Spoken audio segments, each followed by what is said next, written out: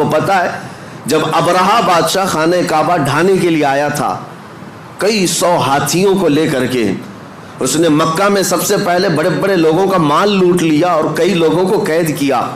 اس میں حضرت عبد المطلب جو رسول اللہ کے دادا ہیں ان کے 100 اونٹ اس نے قبضہ کر لیے تھے. حضرت عبد المطلب خانہ کعبہ کے متولی تھے، اس وقت متولی تھے، خدمت پر آپ ہی مامور تھے. تو خانہ کعبہ کو ختم کرنے کے لیے آیا تھا ابرہہ بادشاہ یمن سے کئی ہاتھیاں لے کر. حضرت عبد المطلب گئے بات کرنے کے لیے کہ میں بات کرتا ہوں. تو ابرہہ نے ان کو اجازت دی آنے کے لیے اپنے دربار میں. آئے، پوچھا اس نے کہ کیا معاملہ لے کر آئے ہو؟ حضرت عبد المطلب نے کہا میرے جو 100 اونٹ تم نے ہتھیائے ہیں وہ واپس کر دو، مجھے میرے اونٹ دے دو. وہ ہنسنے لگا کہ تجھ کو کس نے خانہ کعبہ کا متولی بنایا؟ تجھے پتہ نہیں میں یہاں کیوں آیا؟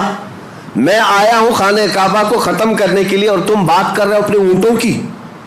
ہونا تو یہ چاہیے تھا کہ تم میرے سے بات کرتا کہ کعبے کو مت ڈھاؤ، کعبے کو مت برباد کرو. حضرت عبد المطلب نے مسکرا کر یہی جواب دیا تھا، اونٹوں کا مالک میں ہوں، اس سے سوال کرنے آیا. کعبے کا جو مالک ہے وہ خود ہی اس کی حفاظت کرے گا. اللہ کریم وہ حفاظت فرمائے گا، ہم تو اس کی خدمت پر مامور ہیں. عزیزان گرامی، یہی نظریہ مسجدوں کی دیکھ بھال کرنے والی انتظامیہ کے ذہن میں رہے کہ ہم مسجد کے مالک نہیں، مسجد کے خادم ہیں اور ہمیشہ رہیں گے. اور دوسری بات جو میں کہنے جا رہا تھا وہ یہ کہ جتنا اس کی عمارت کو چمکایا اس سے کئی زیادہ چمکانے کی جس چیز کو ضرورت ہے وہ کیا ہے؟ میں ایک لفظ آپ سے پوچھا کہ مسجد کو آپ کیا کہتے ہیں؟ اللہ کا گھر ہے. مسجد اللہ کا گھر ہے.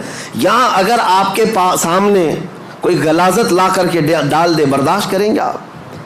کوئی مسجد کے فرش پر تھوک دے، اپنا رینٹ نکال کر ڈال دے، باہر کی غلاظت لا کر ڈال دے، آپ برداشت کریں گے؟ ذہن میں موجود ہے اللہ کا گھر ہے، پاک ہی ہونا چاہیے، ایک نجاست کا تنکا بھی ہم برداشت نہیں کرتے. کیوں؟ اللہ کا گھر ہے. جبکہ فرمایا گیا حدیث میں قلب المؤمن عرش اللہ، مومن کا دل اللہ کا عرش ہوتا ہے. مومن کا دل اللہ کا عرش ہے. جب مسجدوں کی فرشیاں صاف رکھتے ہو اس سے کئی زیادہ اپنے دل کو صاف رکھنے کی ضرورت ہے. جتنا اس کو چمکایا اس سے زیادہ اپنے دل کو چمکاؤ. جتنا اس کو صاف کیا ہے، زینت دیا ہے، اتنا ہی اپنے دل کو زینت دو. مولانا روم سچ فرماتے ہیں، کعبہ بنائے خلیل اطہر است و دل گزرگاہ رب جلیل است. خانہ کعبہ ابراہیم علیہ السلام کی بنائی ہوئی عمارت کا نام ہے، لیکن دل رب ذوالجلال کی گزرگاہ کا نام ہے. یہاں رب ذوالجلال تمہارے قلب کی طرف نظر فرماتا ہے، اس لیے اس کو پاک رکھنا چاہیے.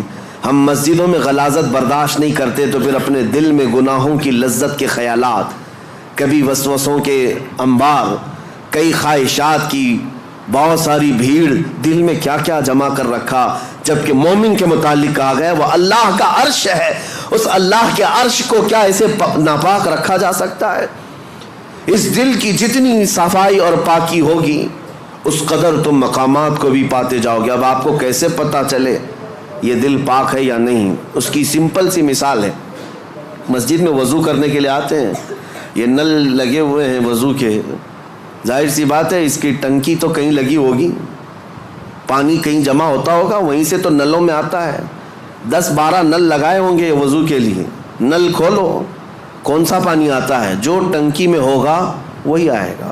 اگر ٹنکی میں پاک صاف پانی رکھا ہوا ہے تو جو بھی نل کھولو پاک صاف پانی آئے گا. اور ٹنکی میں اگر نجس پانی ہے، میلا پانی ہے، تو کسی بھی نل کو کھولو میلا پانی نکلے گا. یہ مثال اس لیے میں دے رہا ہوں، اپنے دل کی ٹنکی کو سمجھ لو. اگر ہاتھ، پیر، آنکھ، ناک یہ سب اعضاء نل ہیں، یہ سب صحیح کام کر رہے ہیں تو سمجھ لو کہ دل کے اندر سب پاکی صفائی ہے. اور اگر بے حیائیاں ہو رہی ہیں اس کا مطلب ہے کہ دل کی ٹنکی میں نجاست بھری ہوئی ہے. آنکھیں خطا کرتی ہیں، زبان غلاظت بکتی ہے، ہاتھ گناہ کرتے ہیں، پیر گناہ کرتے ہیں، تو اس کا مطلب یہ ہے یہ اعضاء کا کنیکشن دل سے ہے. اگر دل ناپاک ہے تو ہر عضو ناپاکی کرے گا، ہر عضو ناپاکی کرے گا. اسی لیے حدیث پاک میں میرے آقا صلی اللہ علیہ وسلم فرماتے ہیں الا وان فی الجسد مضغۃ اذا صلحت صلح الجسد كله واذا فسدت فسد الجسد كله الا وہی القلب. میرے آقا فرماتے ہیں آگاہ ہو جاؤ، تمہارے جسم میں گوشت کا ایک ٹکڑا ہے، اگر وہ صحیح ہو گیا تو سارے اعضاء، جسم کے سارے پارٹس صحیح ہو جائیں گے، اور اگر وہ بگڑ گیا تو سارے اعضاء بگڑ جائیں گے. وہ کیا ہے؟ حضور فرماتے ہیں وہ دل ہے، وہ تمہارا دل ہے. اسی لیے لقمان حکیم کے لیے حکم ہوا تھا، ایک بادشاہ نے کہا ایک بکری ذبح کرو، اس میں جو سب سے اچھی چیز ہے وہ لے آؤ.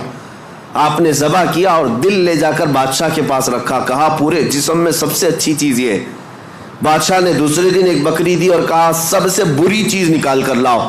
دوسرے دن ذبح کیا اور پھر دل لے جا کر کے ہی بادشاہ کے سامنے رکھا، کہا یہی سب سے بری چیز ہے. اگر صحیح ہو گئی تو سب سے اچھی چیز جسم میں دل ہے، اور اگر بگڑ گیا تو سب سے بری چیز دل ہے. میں آج اس بات کو اس لیے عرض کر رہا ہوں کہ جتنا مسجدوں کی صفائی پر خیال رکھنا ضروری ہے، اتنا اپنے دل کی صفائی پر بھی ضروری ہے. اگر اس کو آپ نے ناپاک ہی رکھا اور ایسی آوارہ رکھا تو 1000 سجدے کرنے کے بعد بھی تمہارا دل ناپاک ہی رہ جائے گا. مجھے وہ بات یاد آتی ہے کہ بعض حضرات بہت ساری چیزیں صاف کرتے. ایک گاؤں میں کنویں میں کتا گر گیا تھا اور مولانا صاحب سے آ کر انہوں نے مسئلہ پوچھا کیا کیا جائے. شریعت کا مسئلہ ہے کہ چوہا گرے تو اتنے ڈول پانی نکالو، بلی گری تو اتنے ڈول، کتا گرے تو پورا پانی نکال دو، کنویں کا پورا پانی نکال دو، نجس ہو گیا ہے. گئے گاؤں والے، پورا پانی نکال دیا. چند دنوں کے بعد پھر پانی بھرتا ہے کنویں میں، پھر بھر گیا تو اس میں کتے کے بال وال سب نظر آنے لگے. مولانا صاحب نے، مفتی صاحب نے پوچھا کہ یہ کیا ہے، ابھی بھی تو ایسی چیز بدبو آ رہی. کہا کہ حضرت ہم نے پانی تو پورا نکالا، کتا ابھی اس کے اندر ہی ہے. آپ نے کب کہا ہم کو کہ کتا بھی نکالو؟ تو انہوں نے کہا میرے کہنے کا مطلب یہ ہے کہ جس سے نجاست بھری تھی پہلے وہ چیز نکالتے، بعد میں پانی نکالتے.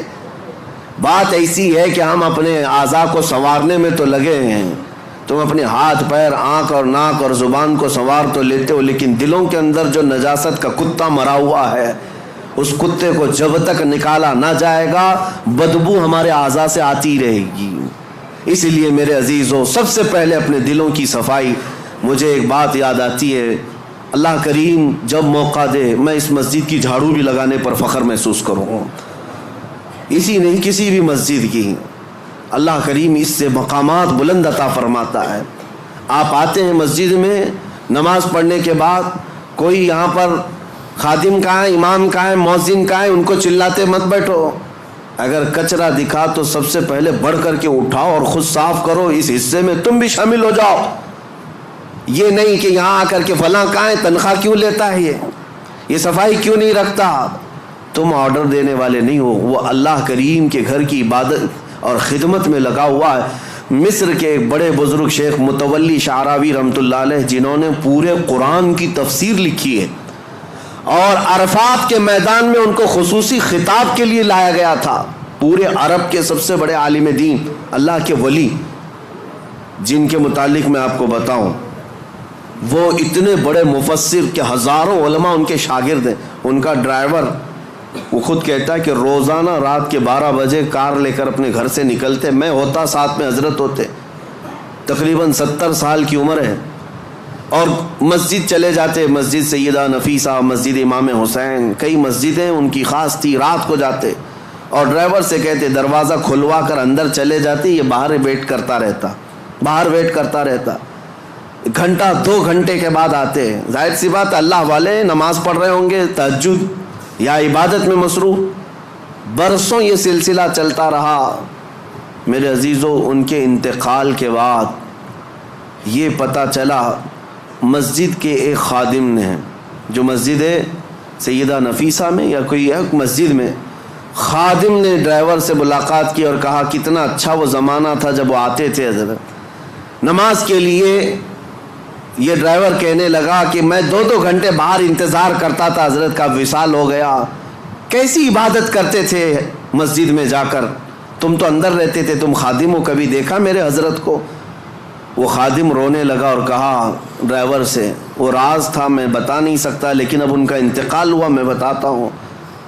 حضور تشریف لاتے رات کے 12 بجے، وہ عبادت کرنے کے لیے نہیں بلکہ سیدھے طہارت خانوں میں جاتے اور اپنے ہاتھوں سے سارے طہارت خانے دھوتے تھے، وضو خانے کو اپنے ہاتھوں سے صاف کرتے تھے، اپنے ہاتھوں سے سارے استنجا خانے صاف کرتے۔ کس عالم دین کی بات کر رہا ہوں جس کے ہزاروں شاگرد ہیں، پورے قرآن کی تفسیر لکھی ہے، اللہ کریم کے ایسے بزرگ ولی اپنے ہاتھ سے رات کے وقت پوری مسجد کے طہارت خانے صاف کرتے۔ اور پھر ایک دن میری نظر پڑی تو انہوں نے مجھے کچھ پیسے دی اور کہا زندگی بھر کسی کو بتانا مت، میں یہ صفائی اس لیے کرتا ہوں کہ مجھے میرے رحمان پر یقین ہے، اس کے گھر کو میں اپنے ہاتھ سے صاف کروں گا، میرے دل کو وہ صاف کرے گا، میرے دل کو وہ پاک کرے گا۔ اور اللہ نے ایسا پاک کیا کہ جب وہ بزرگ شیخ متولی شعراوی رحمۃ اللہ علیہ کے انتقال کا وقت آیا، میں آپ کو بتاؤں ہمارے اساتذہ موجود تھے جنہوں نے کہا سرانے کے پاس کئی علماء کھڑے تھے، وہ بستر پر لیٹے ہوئے تھے، اچانک آپ نے کہا کہ ہٹ جاؤ تم سب یہاں سے، سرانے کے پاس سے ہٹ جاؤ، وقت کے بڑے بڑے لوگ کھڑے تھے۔ اس کے بعد اچانک انگلی اٹھائی، کہا اشہد ان لا الہ الا اللہ واشہد انک رسول اللہ۔ کلمہ طیبہ اسے نہیں پڑھتے، اشہد ان محمدن رسول اللہ، میں گواہی دیتا ہوں کہ اللہ کے سوا کوئی معبود نہیں، اور گواہی دیتا ہوں محمد صلی اللہ علیہ وسلم اللہ کے رسول ہے۔ کلمہ یہی ہے، پڑھتے ہوئے دنیا سے جائیں۔ لیکن آپ نے آخری وقت میں انگلی اٹھائی اور یوں کلمہ پڑھا، میں گواہی دیتا ہوں کہ اللہ کے سوا کوئی معبود نہیں، اور میں گواہی دیتا ہوں کہ آپ اللہ کے رسول ہیں۔ یہ اس وقت بندہ کہتا ہے جب رسول اللہ کو اپنے سامنے دیکھ رہا ہو، جب اپنے سامنے دیکھ رہا ہو تب یہ کہہ سکتا ہے انک رسول اللہ، آپ اللہ کے رسول ہیں۔ پھر ان کا وصال ہوا۔ علماء کرام کہتے ہیں کہ ہم نے ایسی موت کسی کی نہیں دیکھی جو انگلی اٹھا کر خود رسول اللہ کو دیکھ رہا ہو اور دنیا سے جا رہا ہو۔